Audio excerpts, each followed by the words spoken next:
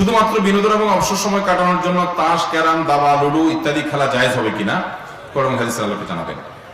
ভাই, অবসর সময় কাটানো মানে আপনার হাতে অনেক অবসর সময় আছে, আপনি কাটাবার জন্য আর কাজ খুঁজে পাচ্ছেন না।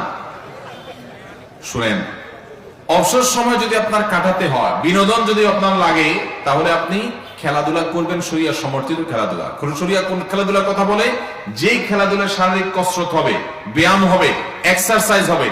আপনি শতরম মুক্ত যেন না হয়, 3/4 কিছু একটা পরে আপনি ফুটবল খেলেন এবং সেখানে দুই দলের মধ্যে পারস্পরিক লেনদেন করেন না যে জুয়ার মতো হয়ে যায়, বরং এমনি খেলেন, খেলার মধ্যে হার জিত থাকুক, অসুবিধা নেই। আপনি আপনার ক্রিকেট খেলেন, যে ক্রিকেট খেলা খেলতে গিয়ে কোনো হারামে লিপ্ত হবেন না।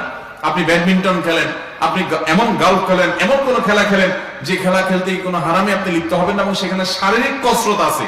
শারীরিক কসরত, ব্যায়াম যদি হয়, তাহলে সেই খেলার মাধ্যমে আপনার ব্যায়াম হবে, আপনার শরীরের মধ্যে রিফ্রেশমেন্ট, আপনার মানসিক রিফ্রেশমেন্ট হবে, শারীরিক আপনার ব্যায়াম হবে, এটা আপনি খেলতে পারেন। এগুলো খেললে দেখবেন শরীরটা একটু হালকা লাগছে, মনটা একটু ফ্রেশ লাগছে। কিন্তু আপনি যে প্রশ্ন করছেন, এই দুবু, দাবা, লুডু, ক্যারাম, এগুলো খেললে, তাস, এগুলো খেললে কি মাইন্ডটা ফ্রেশ হয় না আরো ভার হয়?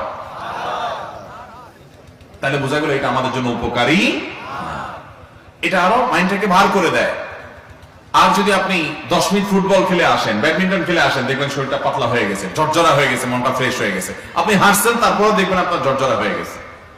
আর বসে বসে লুডু খেলেন, তাস খেলেন, ক্যারাম খেলেন, দাবা খেলেন, এগুলা লম্বা সময় ধরে খেলছেন, যদি আপনি জিতেনও, তারপরে দেখবেন আপনার ব্রেনটা হ্যাং হয়ে যাচ্ছে এবং এগুলা মানুষের মস্তিষ্কের জন্য ক্ষতিকর, চোখের জন্য ক্ষতিকর। এই জন্য এই খেলাগুলো জায়েজ।